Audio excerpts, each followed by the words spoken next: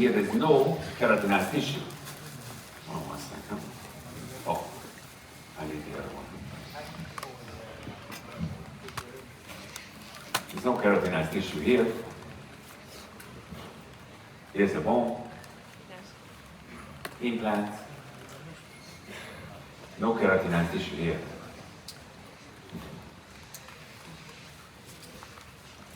Okay, you can do a free graft. This is strip gingival graft, 2 mini strips on the palate. Why strip and not of one big free gingival? No pain. There is no pain. If you take a 2 millimeter strip and another one and leave this alone, that's granulating without any pain.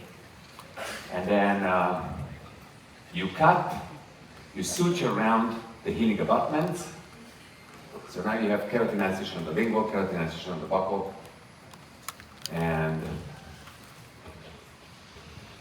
see, it's beautiful. You have keratinized tissue everywhere. There is no problem with the vestibule because once you bring the bone up, no problem. Then there's 3 crowns.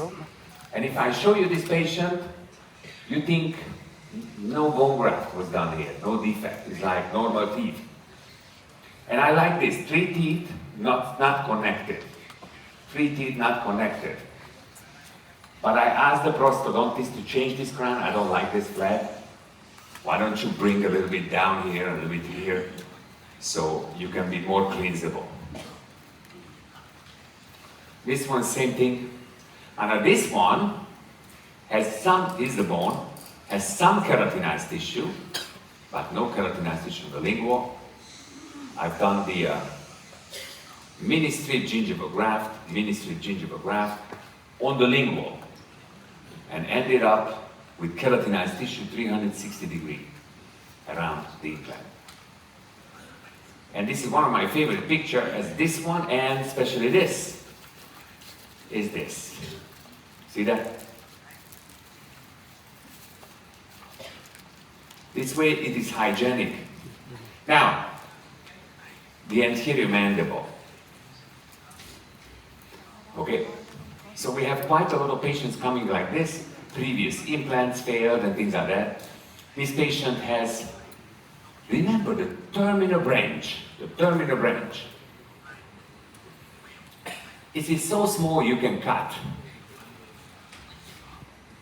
But before you cut, put a suture. And cut here, don't cut here. Okay, you put a mini suture and then you can cut. But then you will have this. What is that? I sent this picture to the anatomist in the university. I asked the anatomist, what is this? He says, I don't know. This can be the Wharton duct or the rear terminal branch. Which one is it? Let's take a look. Let's prepare a cadaver. This is what I want to know. Then we started to inject from the carotid artery. And we found it's an artery. It's the terminal artery. It's the terminal artery. Okay, so this is the terminal branch. This is the Wharton duct. But now it's coming out of the dense connective tissue. So it's not protected anymore in the dense connective tissue. What do we have to do with this? Okay, so we make 2 vertical incisions on the lingual because it's the 3rd zone. Remember, 3rd zone from here to here. The entire mandible is the 3rd zone. It's the most important zone. We make the flap. This is the genioglossus muscle.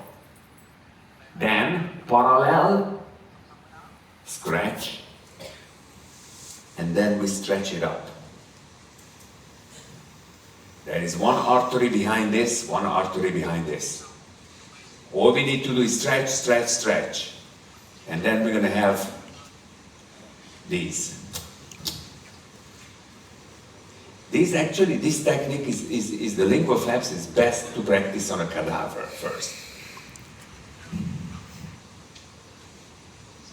Okay. Fixate on the lingual, fixate on the buccal. Close completely. And then you can place your implants. 2 parallel CC 375. I don't want to place the 4.5, 4.3 is usually 375 is a very good size, the perfect size for regenerated bone. Okay, 4.3 I would place for a single back in here. Okay, this part of the mandible did not exist. Okay, let's take a look at this.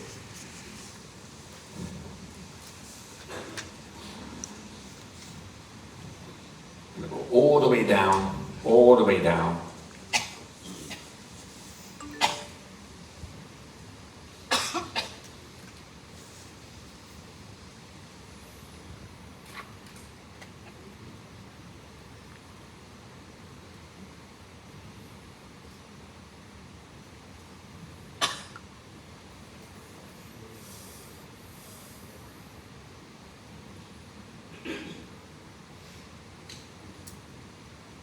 Okay, now mini vertical incision here.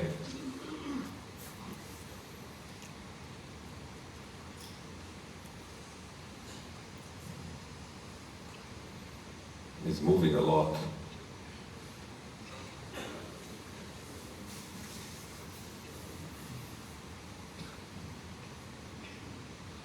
Okay, let's take a look at the cleaning of the teeth, the lingual flap. Okay, that's going to be the most important.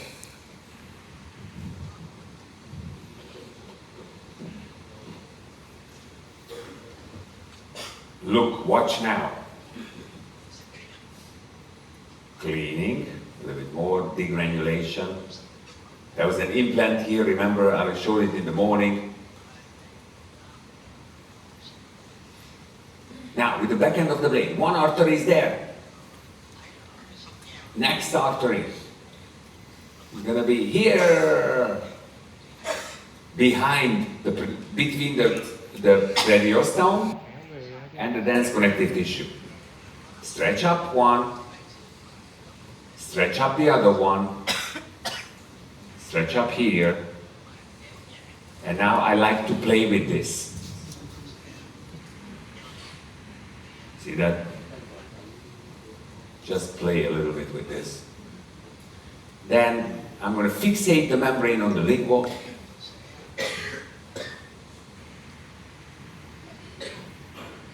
With a screwdriver and a handpiece. 2 screws. Then I can place the bone graft. Okay, I'm not going to show the full closure here, you will see it after. That's it. Okay, we got the membrane in here. Put a screw or a pin. We have Mazinger here. Mazinger is here. Yeah, so master pins. Then you're going to have to cut it back. Remember, it's still too close. Okay, I cut it back. Then this will heal. I remove the membrane.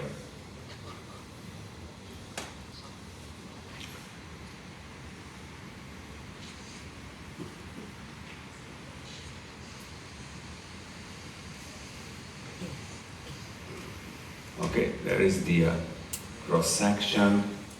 I'm going to place the implants. 2 375s or 3.5 noble active or 375 parallels. But now I will have to place it deeper. Have to place it deeper. See, it's not moving, very strong bone. I'm going to put it deeper, more apical. And I put 2-on-1s, which are supposed to be for single teeth, and actually you can connect them as a bridge. Why is that good? Because you can screw it in. You can screw it in and it doesn't come out anymore.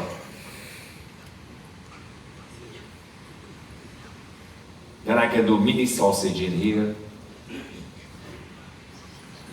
That's how it is going to mature. And you can do a mini sausage, collagen membrane, collagen matrix. This is like a piece of fibroguide for thickening.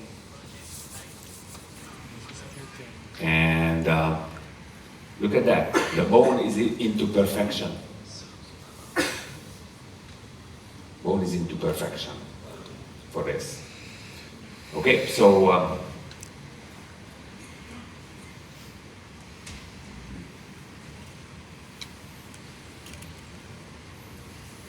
okay.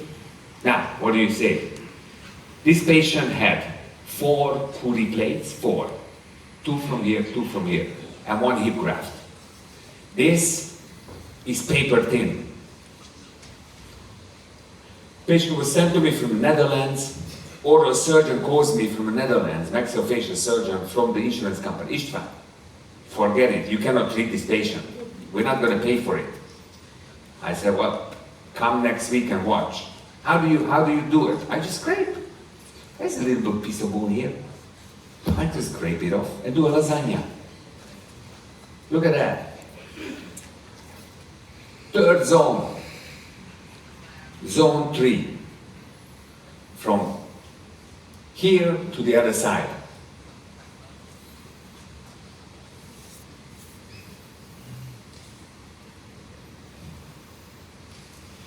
I'm going to go on the lingual.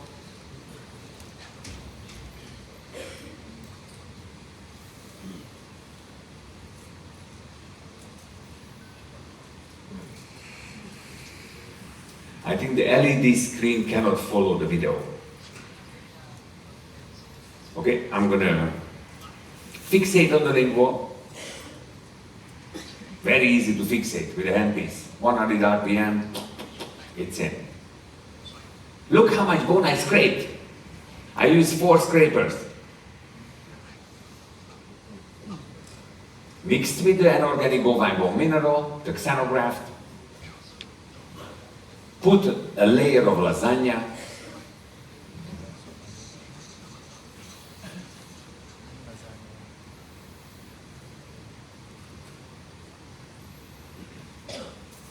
Fixate it all the way out here, pack some more bone.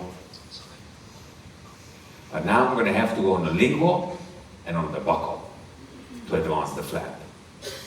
But we understand how to advance the flap now. We all understand. Scratch through the periosteum.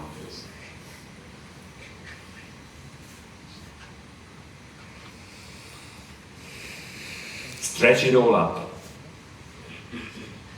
That's a genioglossus muscle. The salivary gland on the buccal, around the nerve. Cut around the nerve.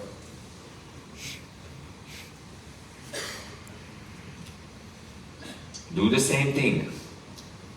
Do the bundle, debundle, and a stretch.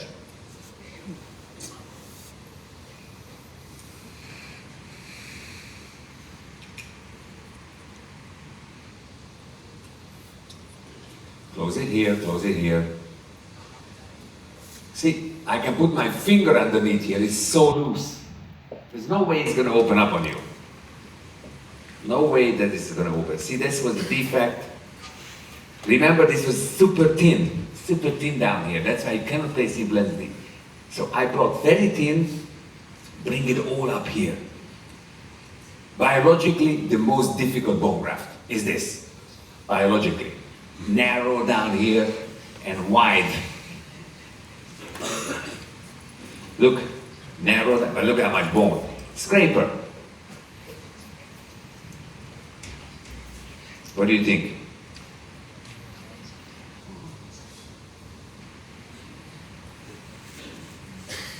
Oops. Okay. There it is. It's cortical bone. It's a new mandible.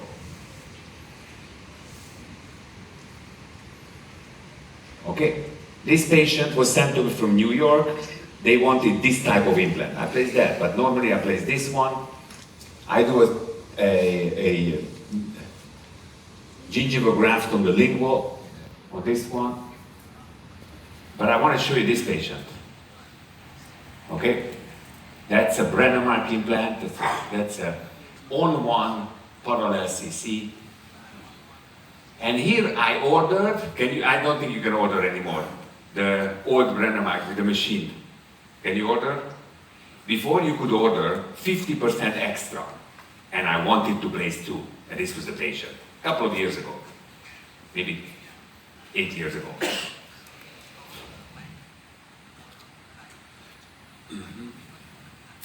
Okay, I'm gonna stop this.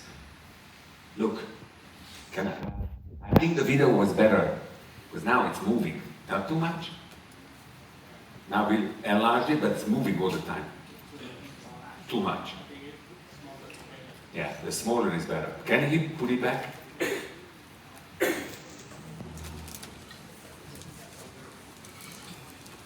Because we blew it up, but now the movies are like...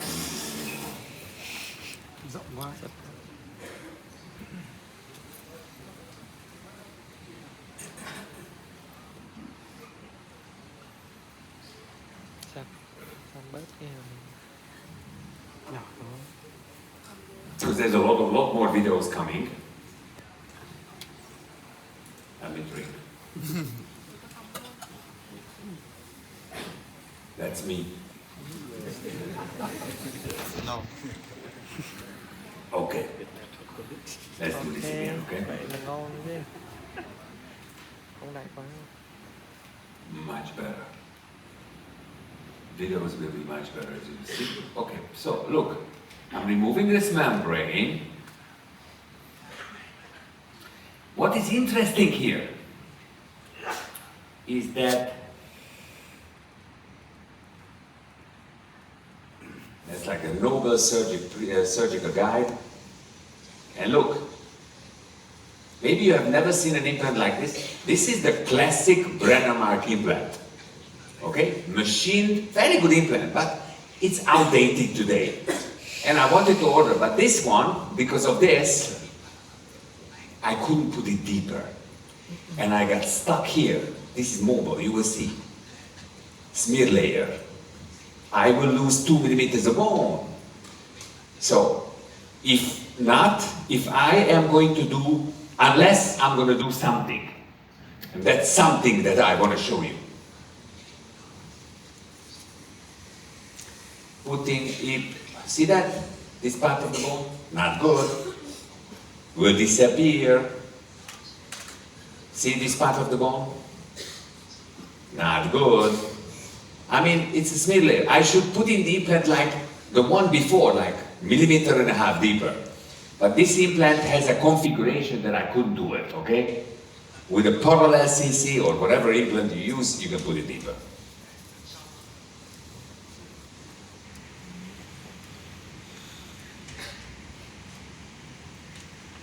Good. Now, what do I have to do to prevent the bone loss? Mini sausage. Okay? Either deeper or mini sausage. Let's do mini sausage.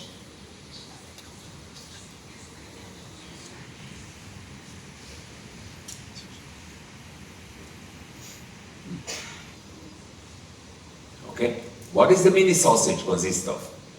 It consists of about 70 to 80% of the BIOS, or a xenogenic bone graft, and some autogenous chips. I'm going to use a pin or a microsuture. There's a lot of scar tissue here. Just make one little incision in the scar tissue. Now I'm going to suture this, and I put in 4 vertical metron sutures.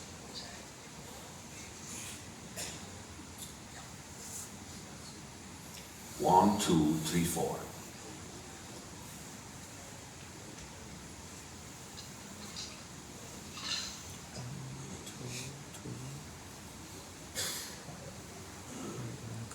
Then I close. Now take a look. What happened to the bone? No bone loss at all. See that? Perfect bone around the implant. Buccal, lingual, interproximal.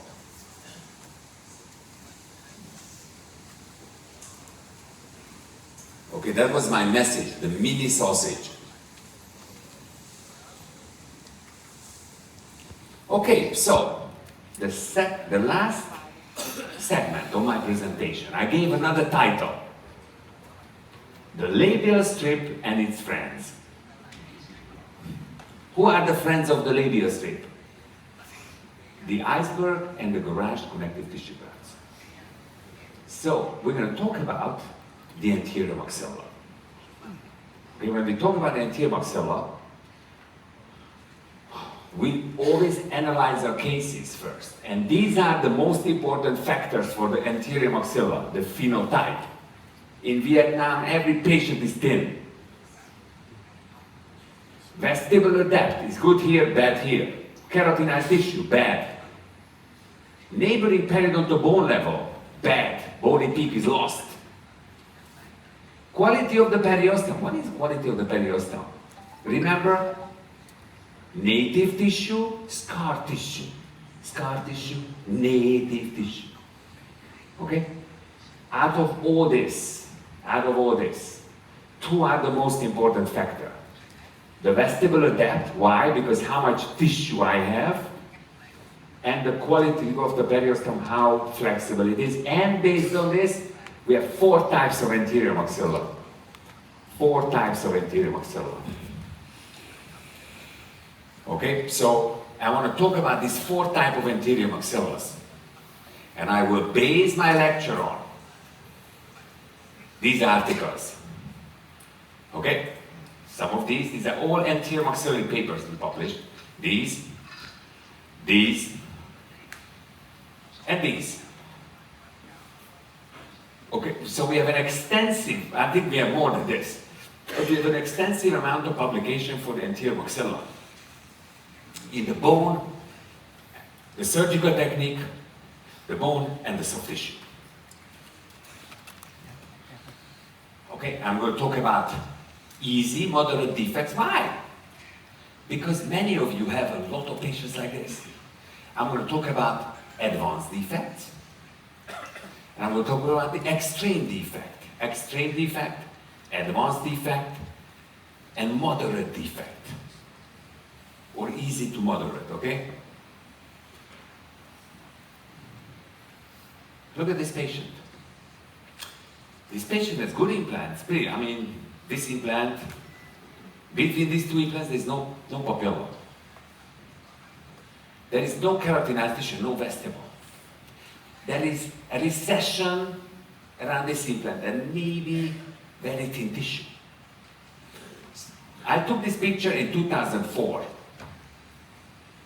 I forgot to put it in, but I took the 20-year follow-up, or 21-year follow-up, 2 weeks ago. But anyway, so I was supposed to remove the implants and start it all over again. But I said, you know what? No.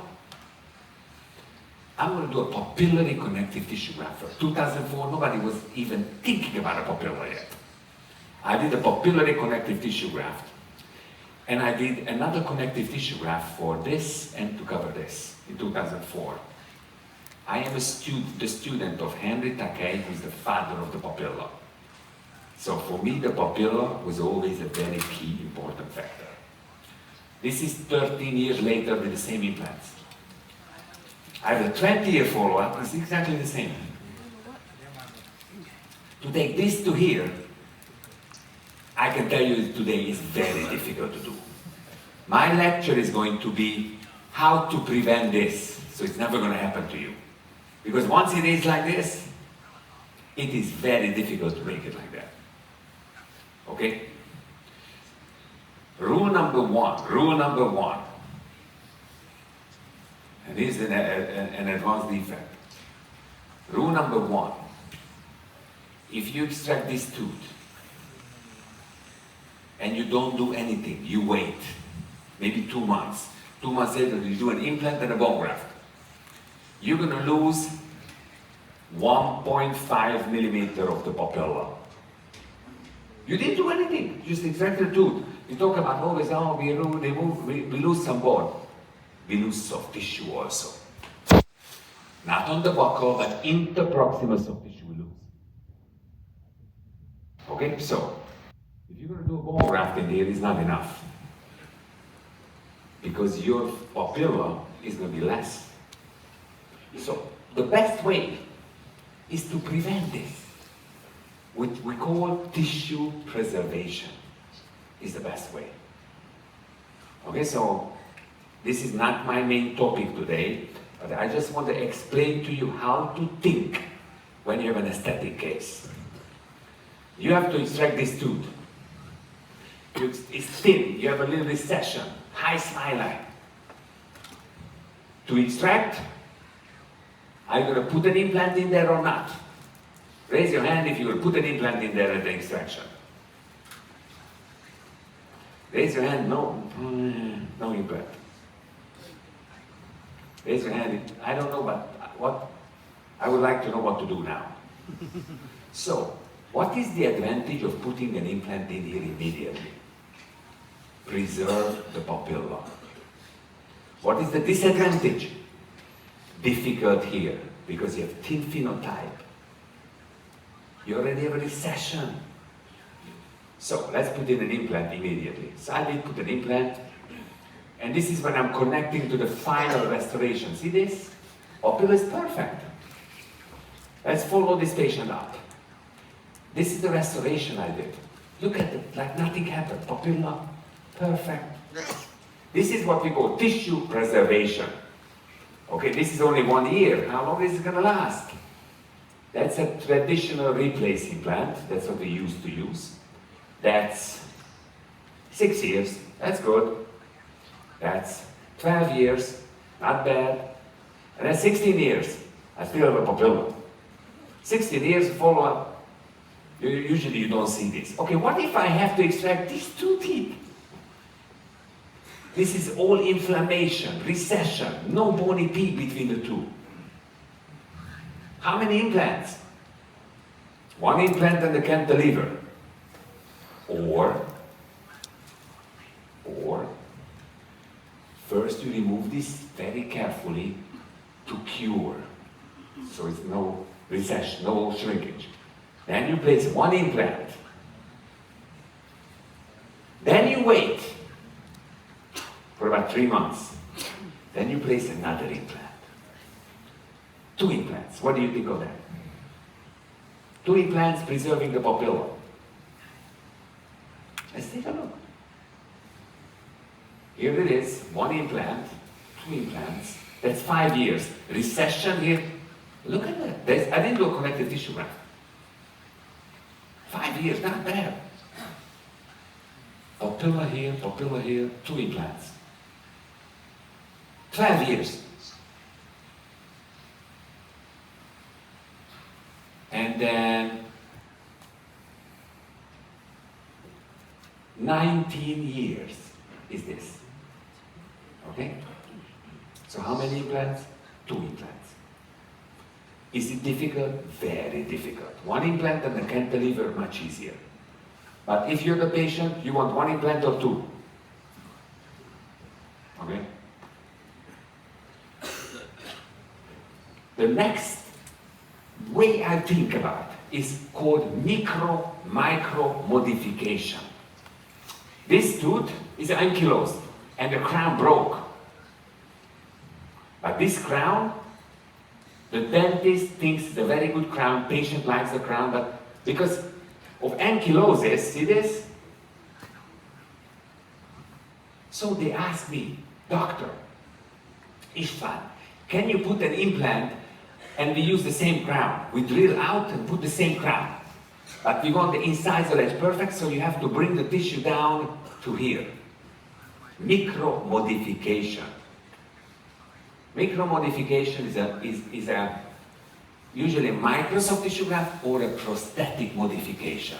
Modifying a customized healing abutment. So let's take a look at this. I remove the tooth and modify the customized healing abutment. How? That this is going to grow down here. I went under, concaved it, and it's going to grow. No soft tissue graft. The implant is placed so I can put the crown back. And there it is. There was a standard replace, procedure abutment. 12 years after I placed the implant. The crown is 16 years old, but the implant is only 12 years old. Same crown. Micro modification. The tissue was here, tissue came down here. Okay, micro modification. good. See this? Like nothing happened. The occlusal view like nothing happened. Micro modification with a scarf connective tissue graft. This is the tooth that I want to treat now. Popula is perfect. I have to extract this tooth. It's a deciduous tooth, easy. But I want a little bit more soft tissue, okay? So here, I place the implant at Noble Active 3.5, and I took a connective tissue from here and put it here. No flap, no pouch, just the sulcus. A worm or scarf connective tissue graft. And I got this. This is the scarf connective tissue graft paper, Dr. Joseph Kahn. Here it is. I didn't do anything. This surgery takes me 30 minutes. I extract, put the implant, gap, graft, mini connective tissue graft, done. Goodbye. Okay? There it is. It's a 3.5 Noble Active implant. Okay? See, in the first time I did this was 1999 with Dr. Kahn. We did the first customized healing abutment. Okay? With this patient. We learned something. We can have a papilla perfect. I'm just going to show you. This is the first. So we used, in 99, we thought that we place a big implant. It was very stupid, okay? We all know that. And we did the first, this is the first customized healing abutment in the history of implants. Accidental is my case. Okay? It was Dr. Kahn's idea, not my idea. I was like, I did not even understand what we were doing. But it's my case. So what happened? They made a metal ceramic restoration, which is not as bad, 2000. This is 25 years later. Papilla is perfect here, but the buccal bone was resorbed. Okay, so undersize your implant, put a little implant more palatino. We all know this, okay? Not to have this. Okay, this was tissue preservation. The next way I'm thinking of is called mucogingival retention. The mucogingival junction, I do a bone graft, soft tissue graft, but the mucogingival junction doesn't change. I like that. So here's a patient who I extract this tooth, but I cannot place an implant, she's too young. If I'm gonna place an ovate pontic and a socket graft, I can preserve the papilla for years and years. So a couple of years later, I'm going to now place an implant. This is my flap, because papilla is perfect. I do a papilla preservation flap. I do a bone graft, and I put the flap back exactly. I advance the flap, but I don't pull the flap down. I put it back. Okay? And this way, we can get this. And then we're going to restore this patient. Okay, a long time ago. This is a 1 year, 9 years, and I only have Runnemark. That's already Tynite implants. Implant is already 15. It's only the 15-year follow-up, but as you can see here, 15 years. Mucogingival junction is exactly the same place. I open, put it back. Why I'm showing it to you, because when you do a bigger defect, there will be a change. Okay? But the way I think, number one, can I preserve? Number two, can I now open a flap but not change? And number three is the mucogingival rebounds. Now listen from now on. This was the introduction, but this is going to be very important. What is mucogingival rebounds? If you have a patient who has good keratinized tissue and a good vestibule and a small defect, and you distort not more than 4 millimeters, it will come down and it will go back in 6 months. Okay, that's mucogingival rebounds. Because the mucogingival junction have a genetically defined position. If you only moderately modify, it will go back. If you excessively modify, it doesn't go back. So, good. Now, I'm doing the bone graft, but I have to advance the flap again. Okay, I show you the bad way. Bad way is to do the everything with the blade. Cut deep, see this? Cut deep. Deep cut, see? Deep cut. It's too deep. What happens if you deep cut? What happens if you do the blade? In a worst case scenario, this can happen to you. That's bleeding. You can damage the nerve. You can bleed. Don't do it like that. We'll do differently. Okay, number one, watch. We make the flap very carefully, right? Thin phenotype patient. Thin phenotype patient. We'll place our implant. Okay, it's a, not a big defect, small defect. Patient's missing a papilla, though. So I'm going to place an implant. I'm going to do a bone graft and a soft tissue graft. Usually if it's like a healed site, I put in a parallel. The active, I put into extraction sockets. Okay, that's the region fast, some autogenous chip site scrape from here. We learned from a mood, look, very careful, no deep cut, no deep cut. Periostal incision, debundling, in the middle, frenulectomy, internal frenulectomy, fixation, and what we learned in the study, that if you do a bone graft on the buccal side of the implant is not enough. You have to put a little bit on the top of the implant. A little bit on top of the implant. Now we're gonna put a layer of biomaterial outside here. We do microsuture with the collagen membrane, on top of the collagen membrane here, microsuture. Why? Immobilization. Pin on the palate, pin here in the apical, and 2 suture here, for example, or more pins, doesn't matter. And now we take a connective tissue graft, or 2. That's the first one. I'm doing a double layer here because of the papilla. The papilla here, double layer for this papilla. But now, I really have to close the flap. So, in a small defect, 100% of my cases, implant, bone graft, membrane, connective tissue graft. Closure, done, forever. One surgery for the whole thing. But this connective tissue is a little bit thin, so I put another one.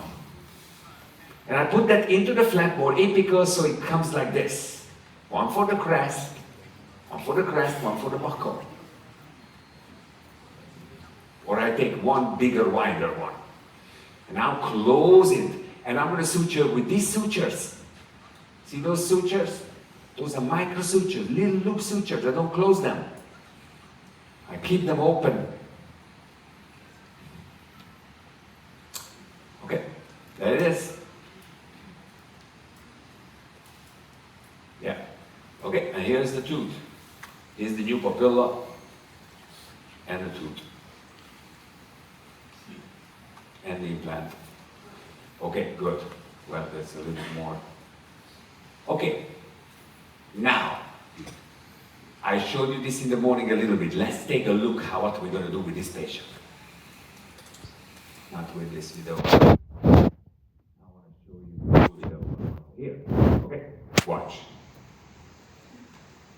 So, you can do this flapless. Extract, there's no buccal bone, do everything flapless. I prefer to do like an engineer, to perfection.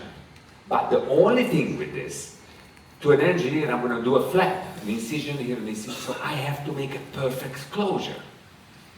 Okay, what I'm going to show you is not an easy surgery, it's a difficult surgery. I extract this tooth, there's no buccal bone. I make one vertical incision here, another vertical incision here.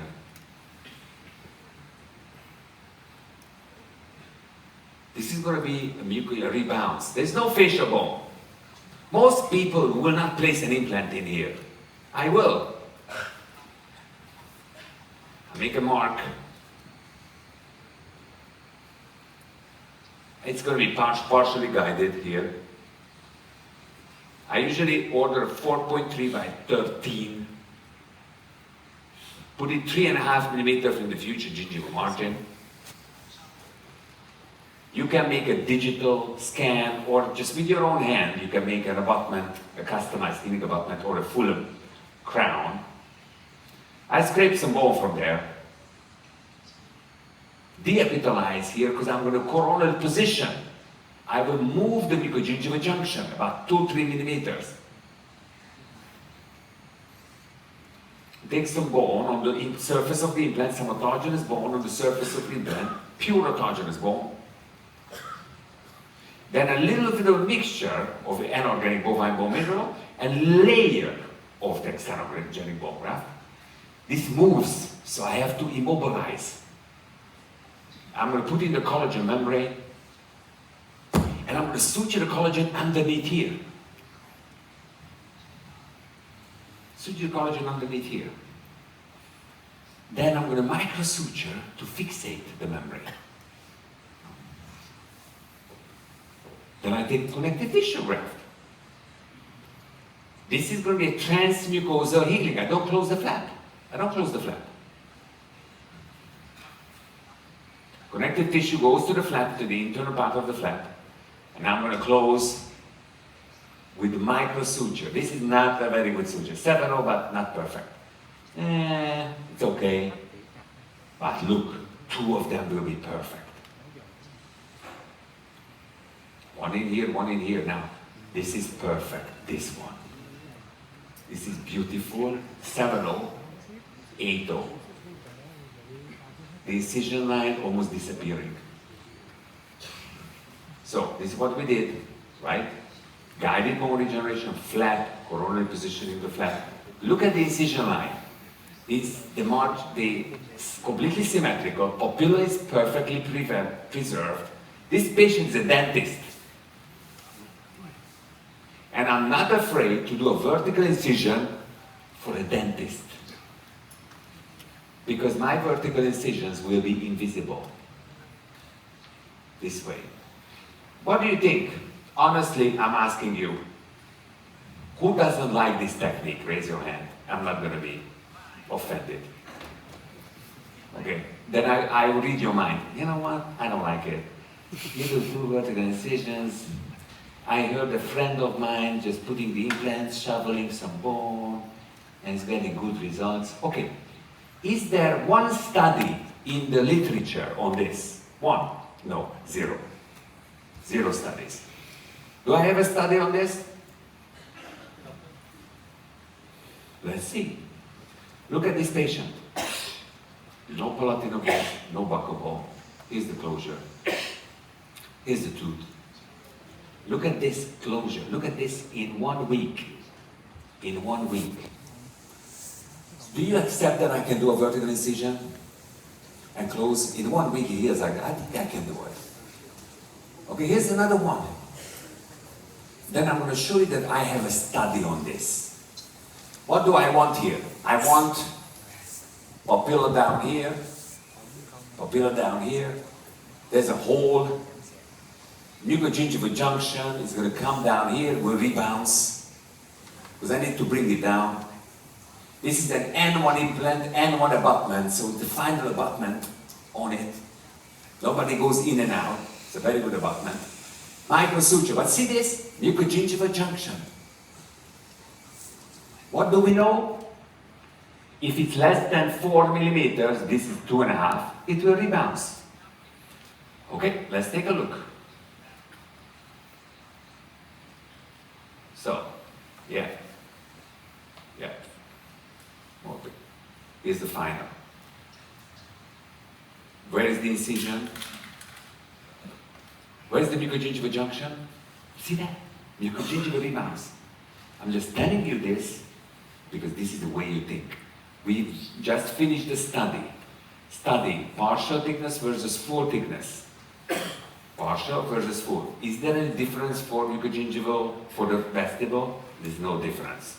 We think partial thickness is worse, by the way. Okay, so here it is. N1 implant, N1 abutment. And look at the buccal bone. So we record all the patients, because we're doing this for 20 years. And the patients look like, okay, mucogingival junction, mucogingival junction. Patients look like this. We do three things. Number one, we have ethical approval. Do I have buccal bone? Yes. Number two, how's the gingival symmetry? Do I have recession? No. Number three, do I have perimplantitis? No, and it's very easy to clean. Why would you have perimplantitis? You have a connective tissue graft here, bone graft here, and it's anterior, okay? So, this is going to be the only study in the literature. When I have the time to write it. I don't care about these defects. I love doing them, but it's like, but if I would have focused on this, this would be the most popular technique on the world, I can tell you that. It will be, because it's the best technique for the compromised socket, I think. Good. Mucogingival rebounds. Here, I'm going to place one implant. I will distort the mucogingival junction. I have perfect bone of the implant. I have removed the membrane, put the connective tissue graft. But when I closed, it's like, before I open up, it's like nothing happened. I have bone, I have implant, but look at the mucogingival junction, like nothing happened. And now, this implant, this is a cantilever, this is an implant, cantilever, and an implant. But when the patient smiles, you cannot tell. Why? Because 4 millimeters. 4 millimeters will go back. Okay? Small defect, you don't need to do anything else. Unless you're butchering the whole thing. Okay? But the cantilever is difficult to clean a little bit to the patient. Sometimes we see a little inflammation more. So I don't want a cantilever. For her, I don't want a cantilever. Let's take a look at her teeth. She's a beautiful girl. Look at that. Gingival smile, this. There's no tooth here, this is coming out. Anybody wants to take this patient and put in 2 implants and regenerate the papilla? Here. Okay, I'll show you how to do it, okay? First, we extracted this.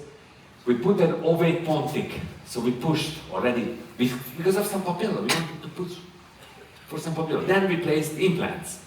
2 implants we placed. This defect is easy, but I want a non-resorbable membrane. I want perfect, a resorbable here, non-resorbable here. Good. I cover, this is a sausage, this is non-resorbable. Okay. Then I want some thickness of tissue here. So I put a buccal connective tissue. Just here, not to the crest. Nothing to the crest. Buccal. And rebounds. But I want the papilla here. Okay, what do I do now? It's rebounds. I'm going to open this up, remove the membrane. I have like 3 millimeters of bone. This will rebound. It's perfect. Then I do 1 connective tissue from the palate and another connective tissue for the papilla from the tuberosity. Okay? This is the iceberg connective tissue graft. Then I uncover which implant? Both? No, only 1 implant. I don't uncover both. I uncover this implant and I push the tissue. 2 months later, I uncover this implant also. Okay, so I do a gradual uncovering. And papilla and no mucogingival distortion. Okay? Easy. I can do this any day of my life. In fact, I do this a lot. No pontic, it's like 2 teeth. A patient's coming for 2 teeth, like, no. She's 30 years old. Okay, I don't want a pontic here. There it is. Okay, mucogingival rebounds. Mucogingival rebounds. Easy peasy. Good, look at this. No cantilever, but this is difficult. But look how much keratinized tissue I have. So, implant placement, bone graft, soft tissue graft, papilla graft. Implant, bone graft, membrane, soft tissue graft, papilla graft. 5 things. 1 surgery. Distortion, implant placement, sausage, advancing the flap, connective tissue graft. There's another implant here. Beautiful connective tissue, another beautiful connective tissue. And then a third connective tissue. But look what happens to mucogingival junction. See? Look at this. And it will rebounce. See that? It's rebounced. Papilla here. Look at that papilla. 2 implants.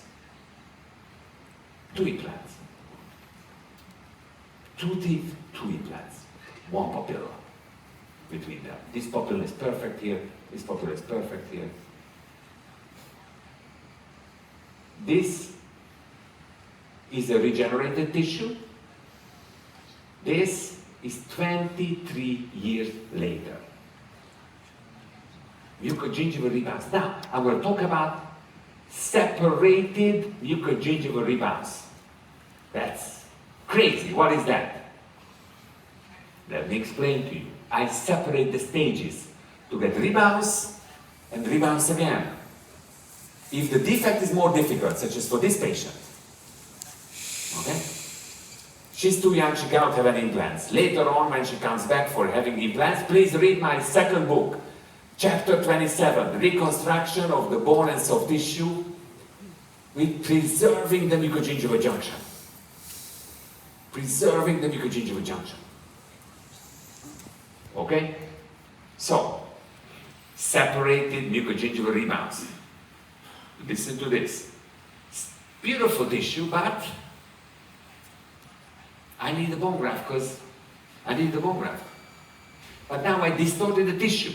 6 months later, I placed the connective tissue, I distort the tissue again. How many implants I placed? 3. Crazy. 2 implants and a bridge is better. I placed 3 implants for 3 teeth. And now I'm going to put in 1 connective tissue from the palate. And this is thick. Then I'm going to put another connective tissue for the papilla 2. So I put in 1 piece, 2 pieces. I put in at least 4 pieces of connective tissue grafts. 4. This is easy. This is it's good for a bridge. It's a palatinal, beautiful connective tissue graft for a bridge. Okay, I'm going to stabilize this. Good.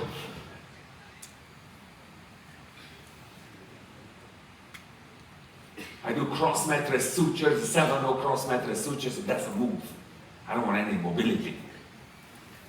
It's a partial thickness flap. Then I say 3 implants. Okay, I need a papilla. Tuberosity is much better for a papilla. So I put 1 in here, mini tuberosity in here, 1 tuberosity in here. What's the problem now? It's a vertical augmentation. Look at that. So I have to mucogingival distort again. I close, but see, mucogingival distortion. See that? I did it twice. First I did an augmentation, rebounds. Separated. If I do the whole thing in 1 shot, too much. And that's what you have to diagnose. Is it enough to do once, or you need to separate so you don't distort? Okay, you can see this?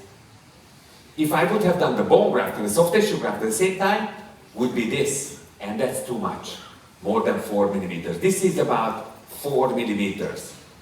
Let's take a look at this patient. Okay, that's the double iceberg. I asked the prosthetist to open this up, and then I want you to see this. See that? Papilla is perfect. Nothing happened to the patient. Okay? 3 teeth, 3 implants, perfect soft tissue aesthetics. You can only do this for easy to moderate cases. But my topic, here's one, another one. This is 20 years old, this is new. 2 teeth, okay? But my objective is the more advanced case. Is the more advanced case. And this one I'm going to skip. This case is not so important.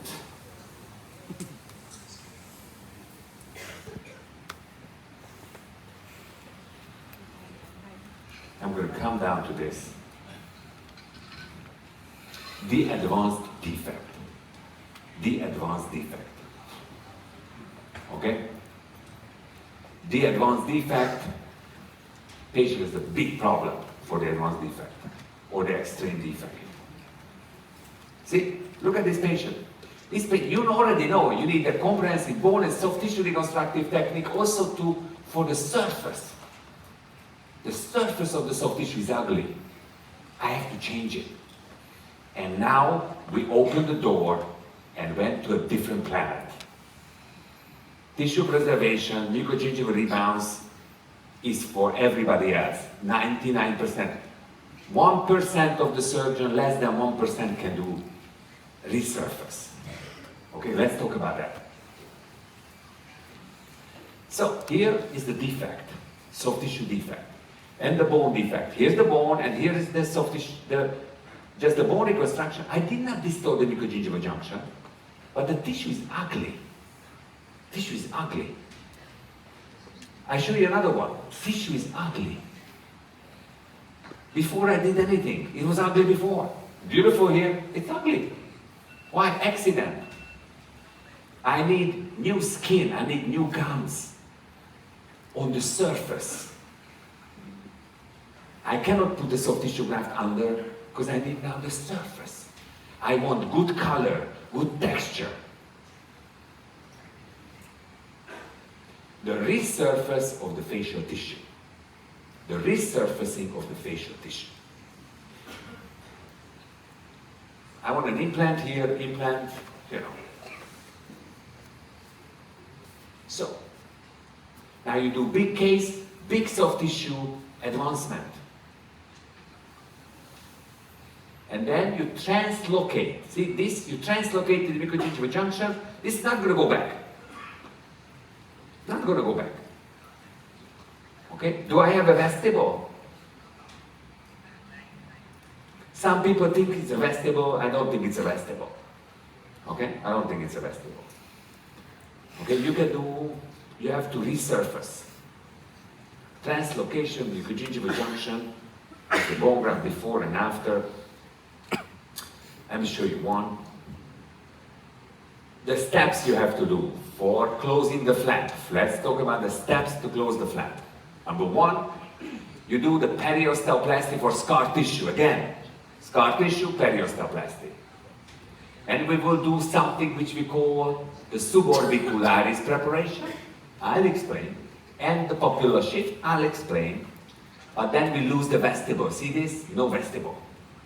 No keratinized tissue, no vestibule, no nothing.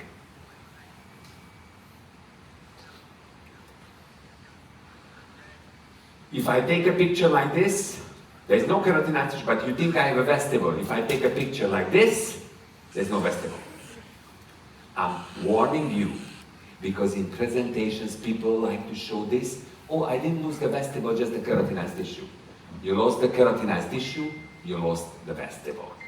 Because the keratinized tissue is closely associated, the vestibule is closely associated with the amount of keratinized tissue, okay?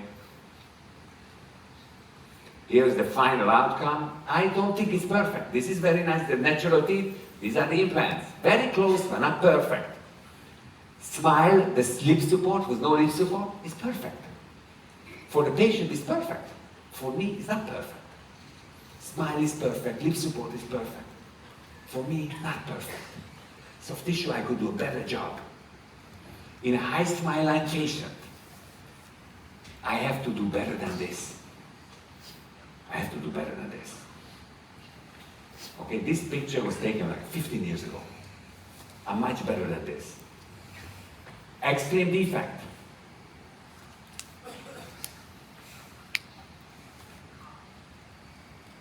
Defect plus, you know, whatever. And I can, she doesn't want to have orthodontic surgery. I can do this with one shot. So, let's take a look at the surgery itself.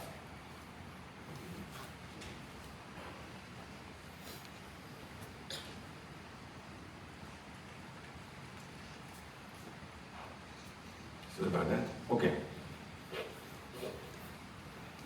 Where do you make the incision for a patient like this? Sorry. Where do you make an incision for a patient like this? In the middle of the crest, more buccal, more palatino. More buccal, middle, more palatino. Now, in general, when you have keratinitis in the vestibule, you make slightly more buccal. If you make this more buccal, there is no flap already. Don't make it more buccal. Make it in the middle of the crest because there is no flap. Flap is too short.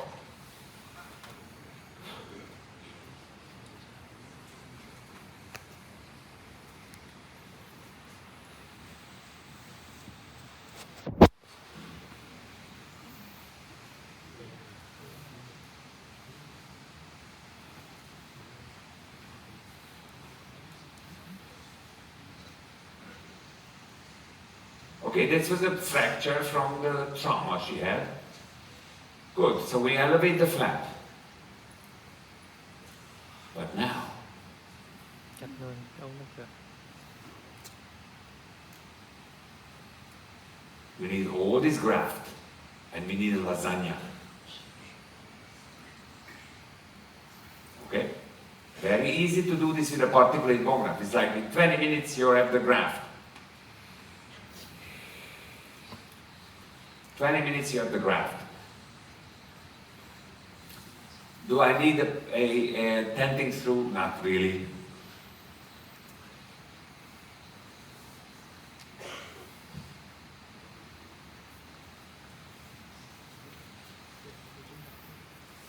I do the mixture, little layer.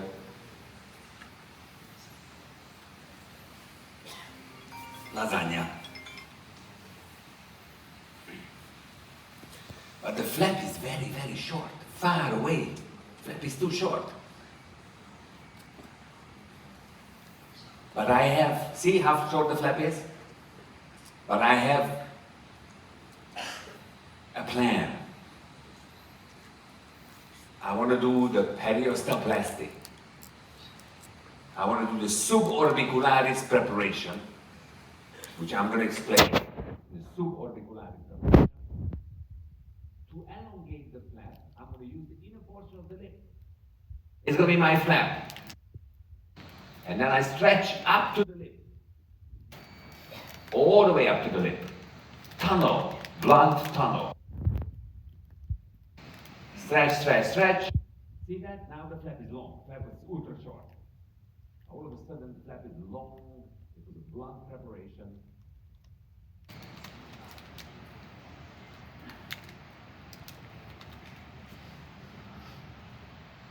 I tunneled it to the lip. I had Italian groups, I asked them, where do you have to cut? Yeah, the defect plus 14 is some stupid calculation they have. We calculated last time they would cut here. I mean, what do you want to cut here? Why don't you cut here? Okay, we got the bone. Good. So, when you have no vestibule,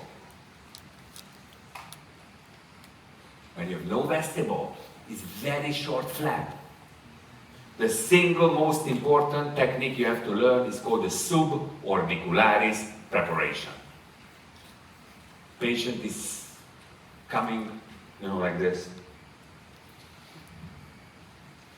Okay, I'm going to do the extended safety flap. Flap is larger than before. Extended safety flap. Now I'm going to take the bone from the ramus, put a bone graft in here, 20 minutes. And do the popular shift. And why do this popular shift? Because here I want a very good closure. So I'm going to take some extra tissue because there's a lot of tissue here. I distribute the mucogingival junction to here, this mucogingival complex to here. Then I close it with this part of the vertical incision becomes the marginal incision. Full thickness. Then I do a suborbicularis preparation, popular shift, suborbicularis preparation, and here it is. Closed. This is the suborbicularis preparation. You cannot do it with a blade. If you do it with a blade or you over thin it, it's not good. Don't touch the muscles. It's only coming here with a blunt instrument. You want to see a video of the suborbicularis preparation? I'll show you a video. So, patient was coming like this. Patient ends up with this bone. And with this lip support.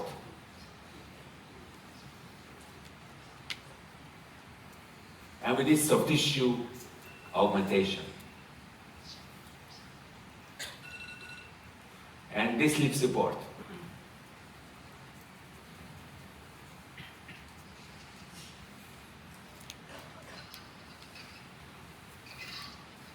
And now she's looking into the camera. You can see how much damage she had.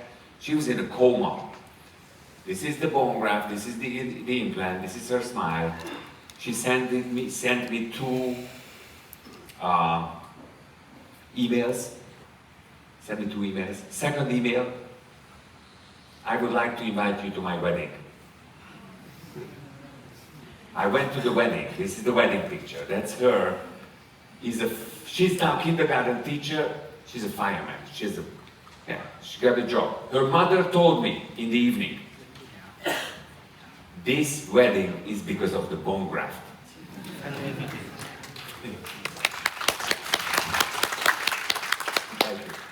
And I have to tell you this, a posterior mandible will never invite you for a wedding.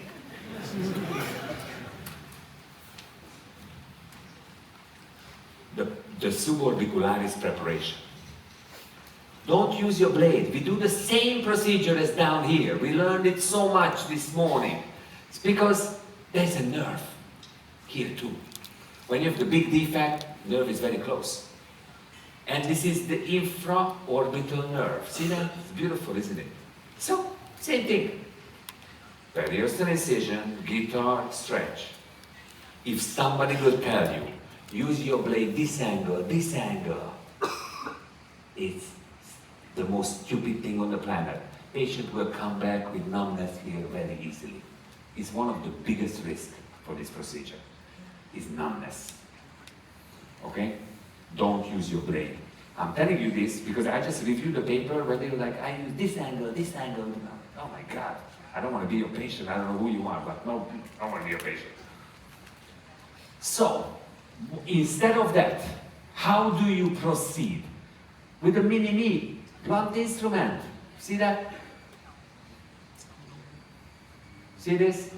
You don't damage anything. You stretch. Now I want to show this to you that this is not too thin and not too thick. See that? It's the right size. How do I achieve? Debundling, stretch, tunnel. And this becomes your flap, which is not a flap before, but now it's a flap. Because your defect is too big, this flap was very short. You go to here, and becomes your flap, you can close the flap. Okay? The single most important technique is this for the anterior maxilla. Is this. Look at that. See that? Is the instrument. Tunneled, blunt. Popular shift. There is no popular here. Doesn't care. I don't care. But I want to regenerate here. So I'm going to take this papilla to suture here to close the flap. See that? This papilla goes in here. This is what we call distribution of the mucogingival complex. Laterally positioned flap or mucogingival distribution. See that? This papilla is now here. That was here, now it's here. This papilla is here. So papillar shift is a very good technique also that helps you a lot. Vertical incision is very short because this is marginal tissue from the vertical incision. See that? This papilla was here. There's no other way to do it. Some cases. These are the second most important. This is the second most important technique. The papillar shift technique. Okay? Now, you have done a big defect. You distorted more than 4 millimeters. You end up like this, with the loss of the vestibule and the keratinized tissue. But you're also lacking soft tissue thickness here. 2 problems. When I have a soft tissue problem, I look at it like this. List in my mind. What is my problem? 2 problems. No thickness, no vestibule. Can I do it in one shot or do I have to separate? One shot or separate? I can do one shot or separate. This is a double connective tissue, like an iceberg I showed you. If it's an iceberg, I have to close the flap. If I close the flap, it's only solving the thickness problem. It doesn't solve the keratinized tissue problem. Iceberg needs a close healing. This is 2 connective tissue. 2 connective tissue, one on the top of it, close healing. Otherwise it dies. Close healing. Did I solve the keratinized tissue problem? No, I didn't solve the keratinized tissue problem. I separated the problem. Close healing is for thickness. Look at this amount of connective tissue graft. Close healing. Close healing with a collagen matrix, like a fibroguide or similar. Okay, for thickness. Usually for the posterior region, non-autogenous tissue. Open healing is for what? For keratinized tissue gain, you need open healing. For keratinized tissue, you need open healing. That is a fast track, there's a safe track, and there's a technical track. You can do it 3 ways. You can do this in 3 ways. And I want to show you the 3 ways. And you will make a decision.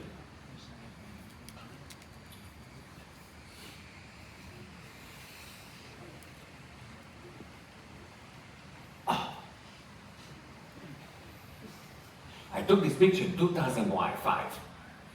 It's open healing because I'm achieving in one shot. Keratinized tissue, thickness, vestibule, one shot. Do you really want to do this? No. This is what we call the technical track. Check out. No way. I don't want to do it. So when you have a mucogingival distortion, and you have loss of the vestibule, you need to do an apically positioned flap. This apically positioned flap needs a graft on the top. We'll need a graft on the top. You cannot leave it open like this. If you leave it open like this, what happens? The mucosa will grow back. We know this from the 60s. Mucosa will grow back. Mucosa is very aggressive. It's a very important paper in perio, this one. So you need a surface graft. Surface graft, like a free gingival graft, free connective tissue graft, straight gingival graft. We talked a lot about this in the 90s, because we didn't have any collagens. We wanted to use autogenous grafts for open healing. And this is Dr. Henry Takei. 1999, May 12, which is a Wednesday at 7 o'clock in the morning, recording his lecture to me, because I was in Loma Linda. And he's explaining why not use a free gingival graft. Don't use a free gingival graft for the aesthetic zone, more use a connective tissue graft to prevent this. Because that's ugly. This is the wrong type, the wrong size, made in the wrong time. Recession, half mucosa, half keratinized tissue, white. This is not a free gingival graft. It's a deepitalized connective tissue graft. Is your enemy for open healing. Okay?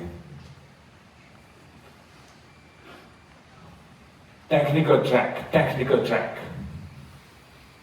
You're never gonna do this. I will never gonna do this again. And you will never gonna do it. But let me show you a 20-year follow-up of this case. This is a resolved maxilla that I reconstructed completely with a bone graft. There it is the bone graft. Then I did the suborbicularis preparation. But then I got the bone. A new maxilla. Perfect maxilla, like buccal implant, lingual implant, like a shark. But the problem was the soft tissue. Now look at this flap, partial thickness. I was scratching my head. I didn't think about this. What shall I do now? Lucky enough, the patient had two identical twins. Triplets. No, it's one palate. I removed the entire palate, put it out here. Patient was not happy with me. You know what? Not because of the palate, because this is so ugly. It's like a medium rare. For 2 months. Oh, don't smile. She was already like in a mask 25 years ago. Like. Okay? So anyway, 2 months later, it healed. Okay, yeah. Can you do it? 13 centimeter of connective tissue graft from one palate. And it healed. I never want to do it again. I realized, okay, this is no way I'm going to do this again. But let's take a look at the patient. Here's the new maxilla. And I used to do the pros. So I did the pros for her. This is, from the gingival margin to here, is 10.5 millimeters. I know, I did a wax up, I measured like 10 and a half. 5 years later, 10 and a half. 8 years later, I had a complication. Chipping. That's the only complication we had in the last 20 years. But it's 10 and a half. I never repaired that. 12 years later, 10 and a half. The other side, 10 and a half. She's like, yeah, but I heard that you have to change the implant every 10 years. I'm like, what are you talking about? You come to the hygienist, clean. 20 years later, 10 and a half. She's still beautiful. She came with a resolved maxilla, and she has crown and bridge. I have a maxillofacial surgeon working for me in the clinic. And when I took the picture, she was reading, when did you did the bone graft in 2004? I said, yes. She said, but the crowns I knew. I said, no, 2005. Crowns are made, Procero crowns, 2005. Okay. I think this is timeless regeneration, but very invasive. Very invasive. Look at this patient. This is the new maxilla. Let's make it easier. Same defect, similar defect, soft tissue defect. I have to do the flap. I have to reposition.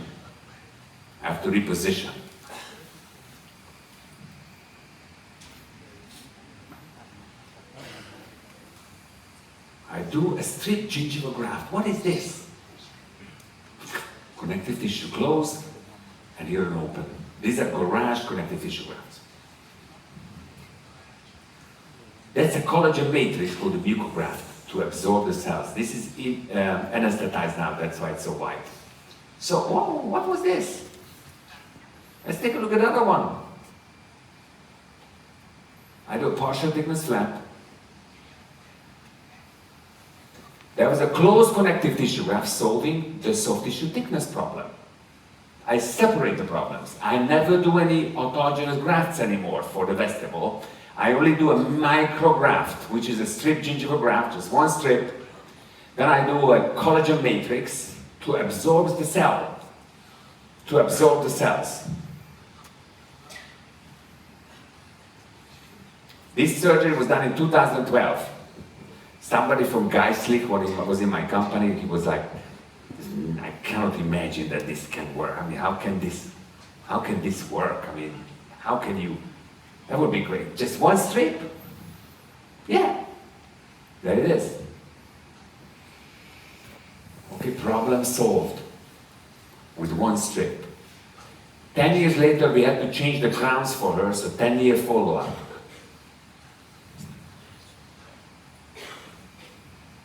Timeless. It has been published that it is keratinized tissue. Keratinized tissue. The whole thing is keratinized tissue. We even evaluated the keratin proteins.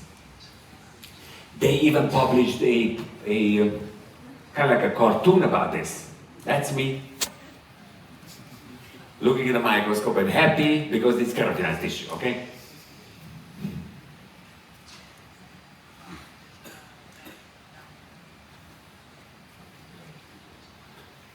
The iceberg and the garage connective tissue grafts and the buccal strip. So, this patient has this problem. Now, I didn't place the implants, I want to reconstruct the papilla, plus I have another problem, mucogingival defect.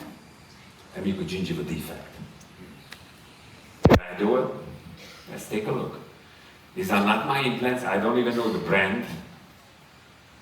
Bone graft is not very good, but I do one connective tissue from palate, one from the tuberosity.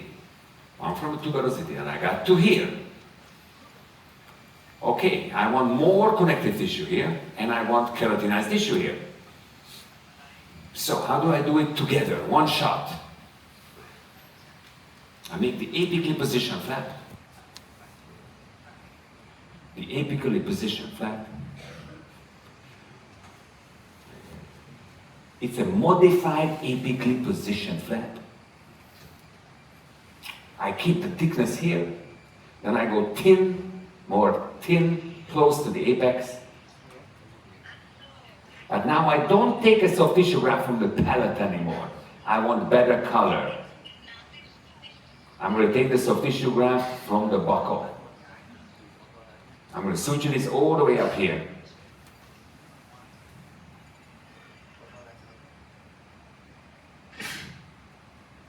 Then I'm going to take the strip from the buccal. If there is gingiva for the patient, that's what I'm, because we published that it's a better color for the patient. I'm going to put suture here and all the way around here.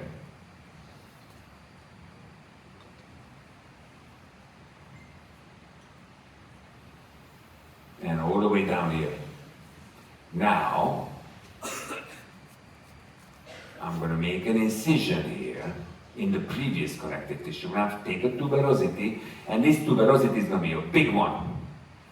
And I'm going to slice it in here because I want to press this together to squeeze the papilla down. But I don't want to leave it open. So I'm going to prepare another partial thickness flap inside the first partial thickness flap and close the door. The garage door is closed now.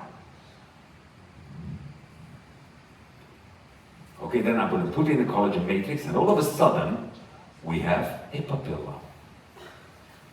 It's a combination of the iceberg and the garage connective tissue grafts. Okay, this is how it's healing, it's maturing, and this is when it's maturing all the way down here. And here's the smile of the patient. There it is. She told me she cannot believe that I did it. I said, yeah, I cannot believe it either. Yeah, that's all you. And here we published that the aesthetics of this buccal strip is much better than anything palatinal.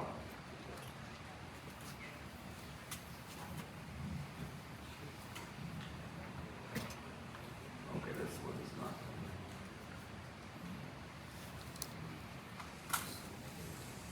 These are crash connective tissue grafts. Okay, so how do we do this step by step? Let's do this step by step. We publish the paper, step by step. Safe track, best track, okay?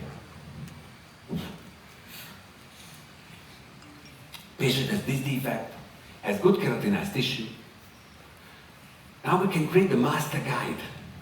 The master guide tells us exactly where to put the membrane in the bone graft.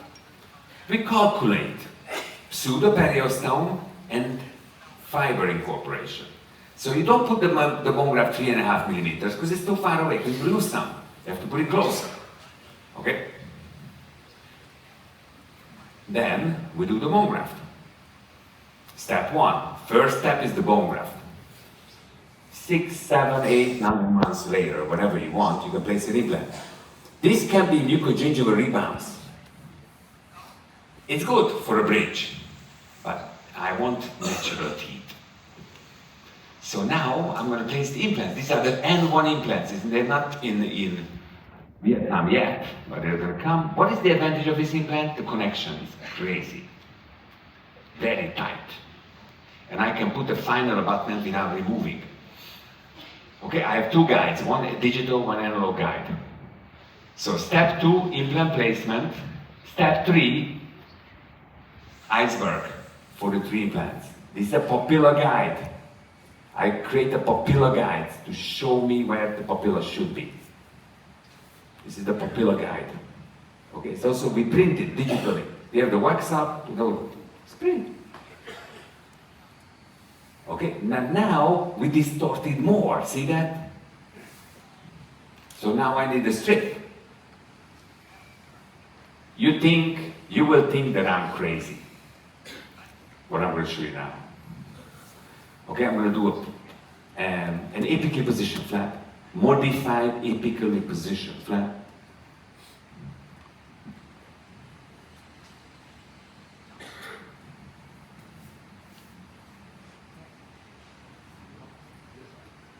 Where do I take the strip from? Here. That's perfect for a strip. No palate anymore, if possible.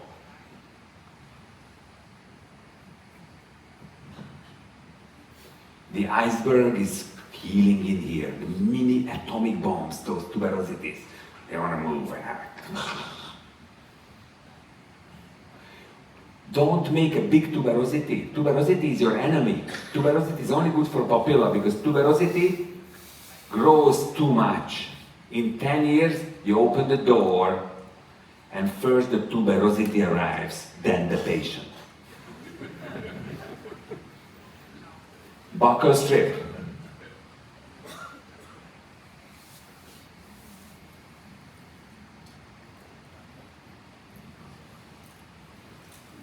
We connect it to here to here.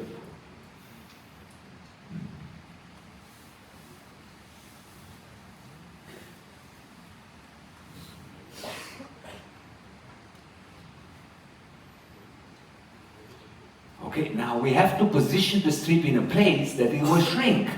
So you have to put it more apical. The strip is the Chinese wall against the Mongolian army. And I had it under the strip, but posterior is more wide, so I'm going to put this here.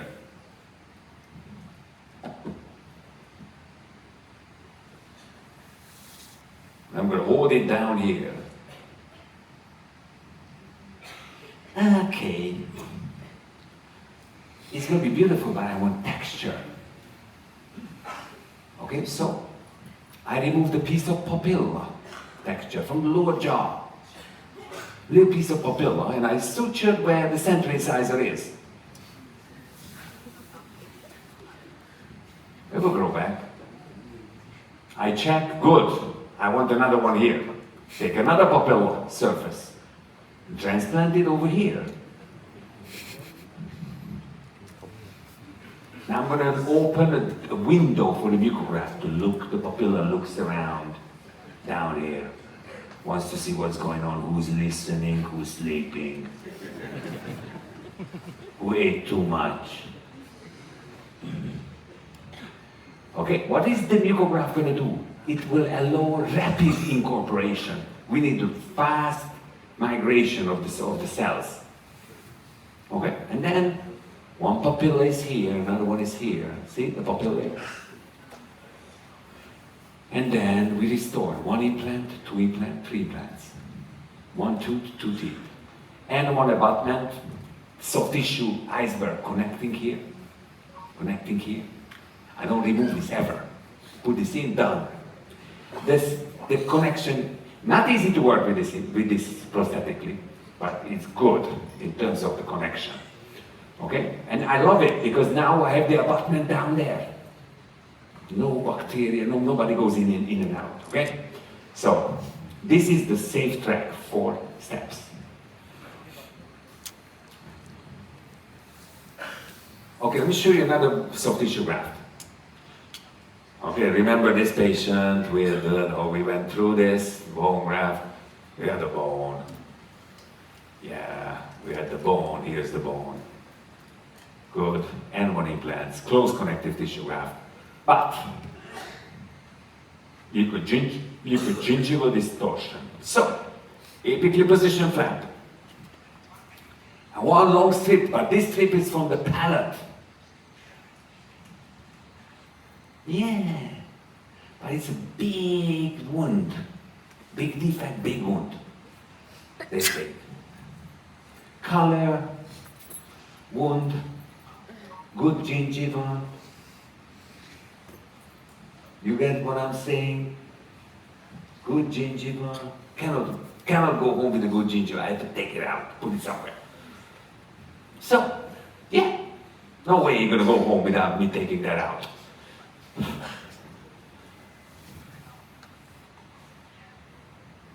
It's here. To the future, you could say, oh, there's another one. Another to take it out. And it's here. Why? Better color, fast healing. Garage here. I need a garage. Let's take the tuberosity out. Put it in here.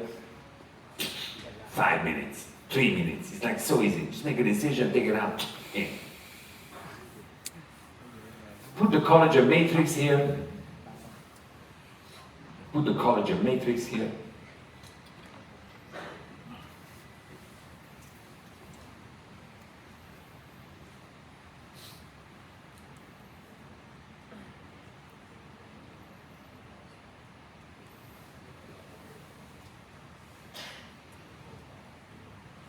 Okay, it's healing now, and it was healing like this.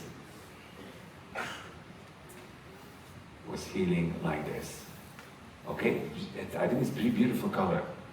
Okay, remember how the patient was coming.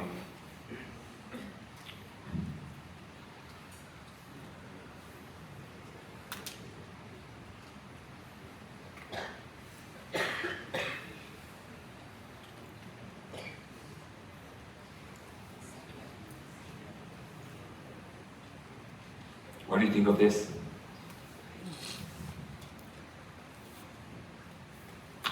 We know already that we need to do something with the soft tissues. Okay, first step is the bone graft. Okay, the scar tissue, there's biomaterial incorporation.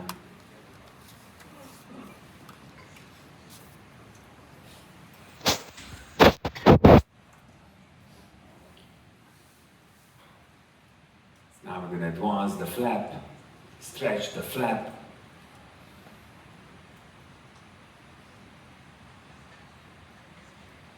Close. There's a distortion. There was a distortion before, okay? So we got it. But during the closure, please look at the blood vessel, nerve, nothing damaged, because it's all a blunt stretch. This is the N1.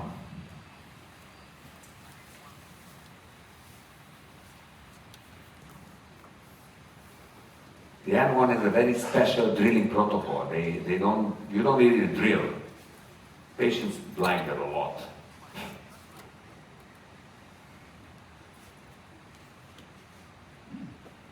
Okay, mini sausage to protect this bone. Because I didn't put it too deep, see? So I scrape some bone from here, I mix it with a xenogenic bone graft. I put a collagen membrane, native. Why? To prevent any resorption.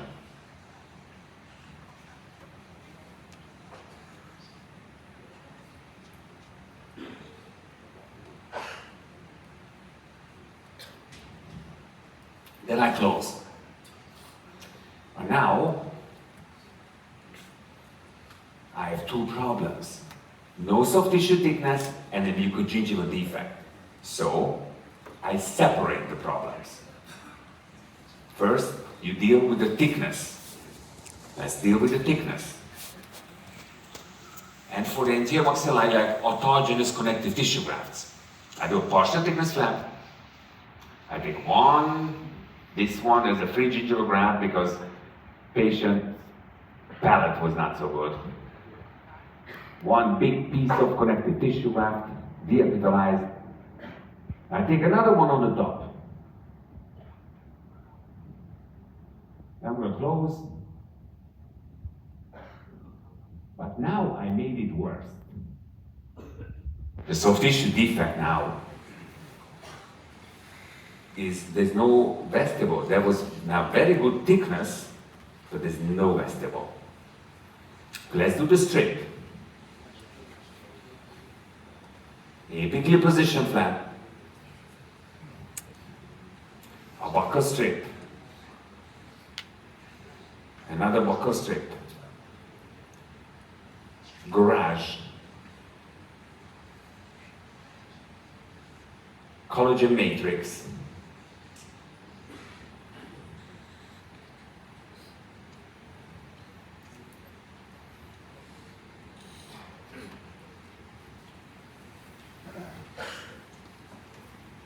And see the difference? It's wobbling, now it's firm, it's maturing, it's a good color. But this patient had, the occlusal plane is terrible. She had 6 years of orthodontics. So now we have to correct it prosthetically as much as we can. So we went and we did this, and yeah, that's what we did. And she's, you know, as you can see here, please look at again the tissue color is pretty good. This is the bridge, and that's her smile. Okay, and yeah, that's a bridge. 2 implants and 1 abutment. This is how she came. Okay.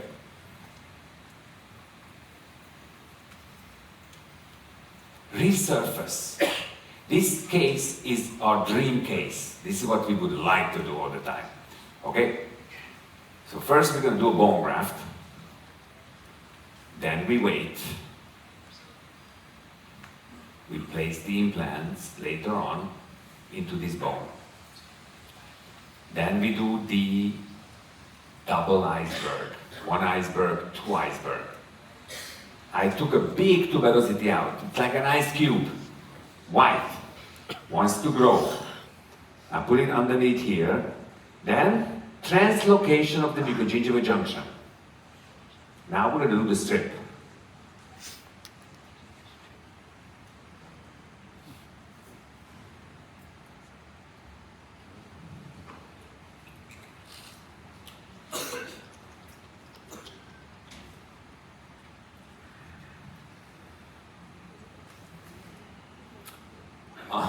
Okay. We use these type of temporaries. And there's one implant, 3 implants. This is the papilla between 3 implants. New keratinized tissue is forming. 1, 2, 3 implants. 1, 2, 3. Perfect color, resurface. Mini sausage.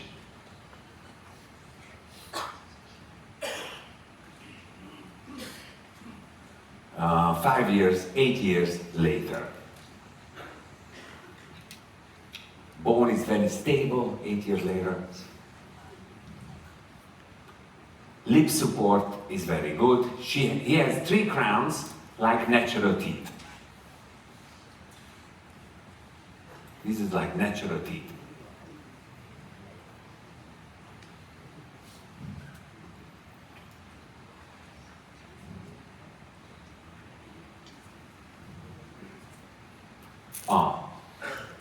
This is not because of the technique they use. This is a bad surgery. This is the 3rd surgery for this patient.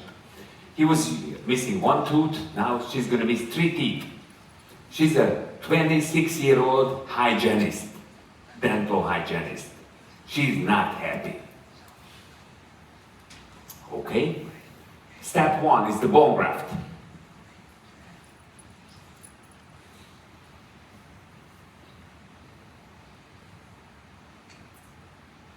Junk, palatinal defect, buccal defect all over the place.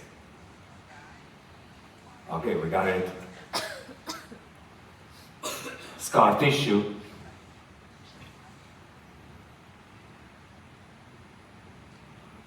Stretch. Blunt stretch. Suborbicularis preparation. Closure.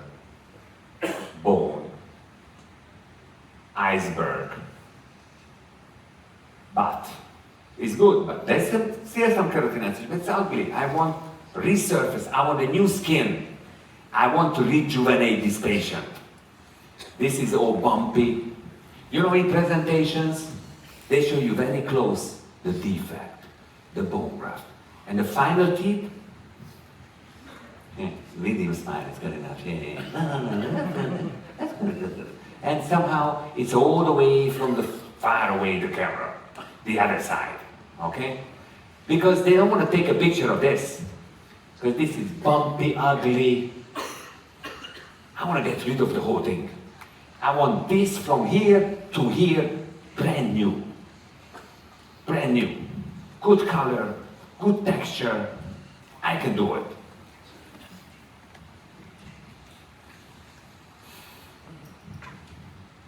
Let's do it. But there's no keratinized tissue here and here.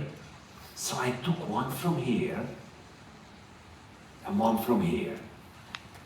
Better than the palate. Anything is better than the palate. Palate is the worst. Oh, eyes, a big garage connective tissue graft.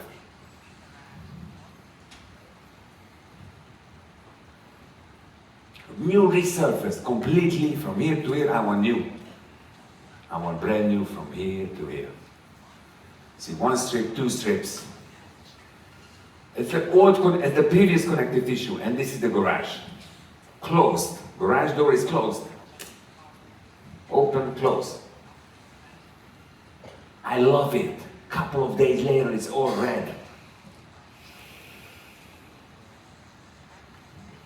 That's a bridge. A pontic is a little bit more red, and this just a little bit more red. But look at the new skin. She's beautiful, isn't she? She was coming with, smiling with a bone block exposed.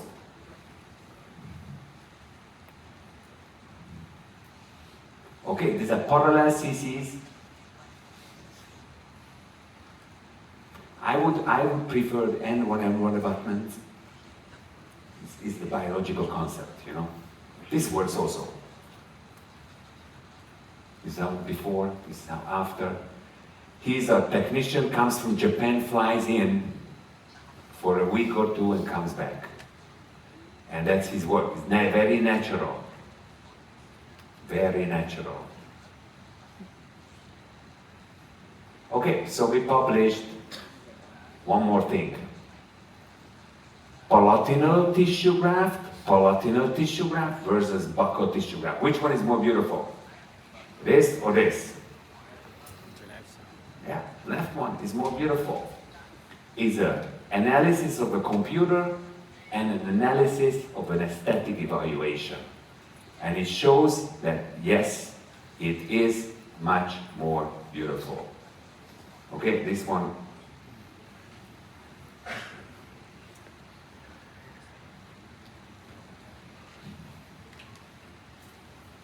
So, we're going to have to take some questions. And I would like to say that with this, I'd like to thank you very much for your attention.